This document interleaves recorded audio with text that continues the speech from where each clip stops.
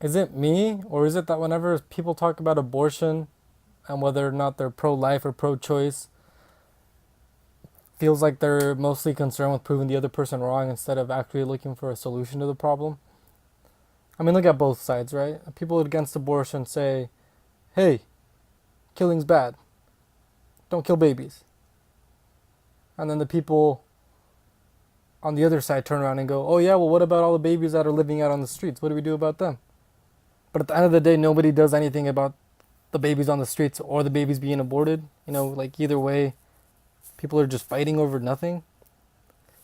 And what people fail to realize is that there's a middle ground.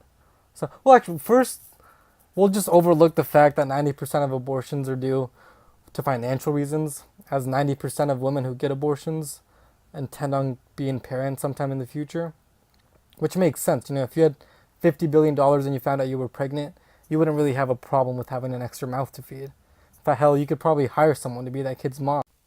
Now, I don't want to focus on how wrong everybody is or how stupid people are, because I can't do anything about them.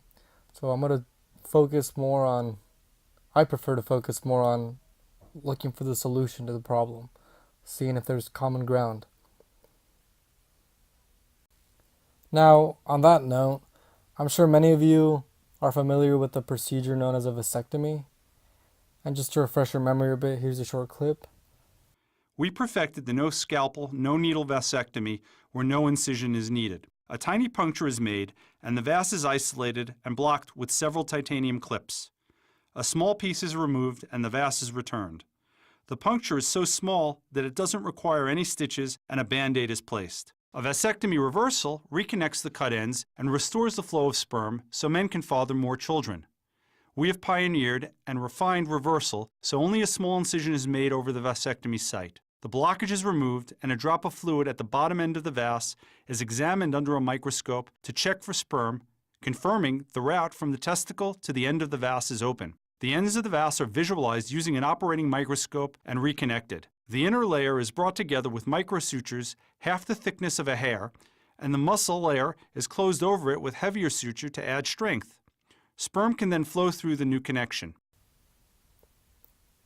As we saw, it's a fairly simple procedure, and a good surgeon, once they learn how to do it, they know how to do it on all people. It's not like they have to learn something different for each person, right? If you cut a human open, all of our organs are in the same spot.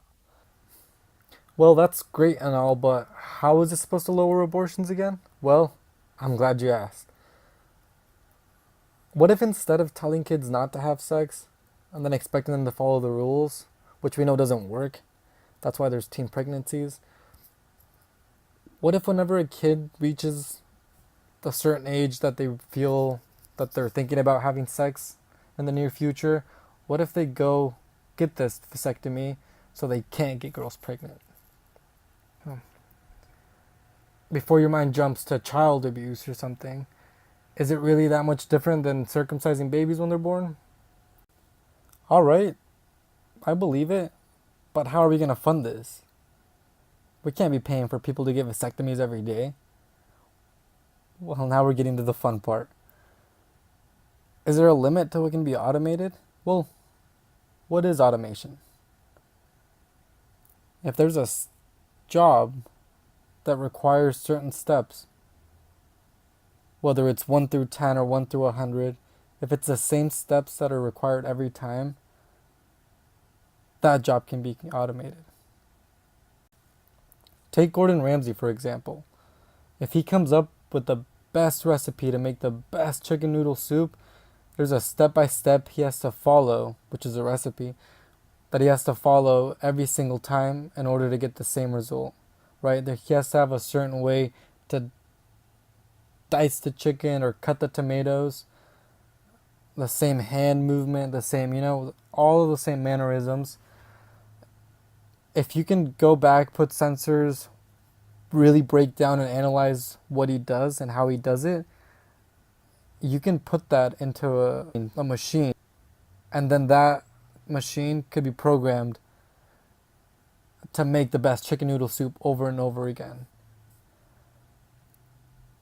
So not only could Gordon Ramsay make millions of dollars selling programmed machines with his recipes to everyday people, so they would have access to Gordon Ramsay quality food made in the comfort of their own home, we could also apply the same principle of breaking down the steps and then programming a machine to repeat the steps to a vasectomy surgery.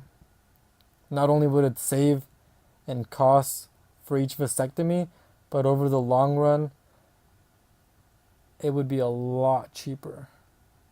Not only that, but using solar energy or other renewable source of energy, you could potentially have endless Gordon Ramsay quality food and guys shooting blanks for very little to no cost. And if your first reaction was, yeah, right, that's impossible, or that'll never work, get your head out of your ass. Just because you don't know how to do something doesn't mean other people don't. We were able to get the Mars rover to fucking Mars, which is over 33 million miles away, for it to land and drive around without people being there. But you don't think we're capable of building something to do a little snip snap here on Earth? Get fucking real, will you? The only difference between this and that is that NASA had the funding for that. And if you're not willing to look for a third option to solve the problem, even if it costs a little money, then I have some bad news for you. You're not as passionate about being pro-life as you might think you are. Because I would much rather see this scenario. When you said that you might want to have kids and I wasn't so sure, who had this vasectomy reversed?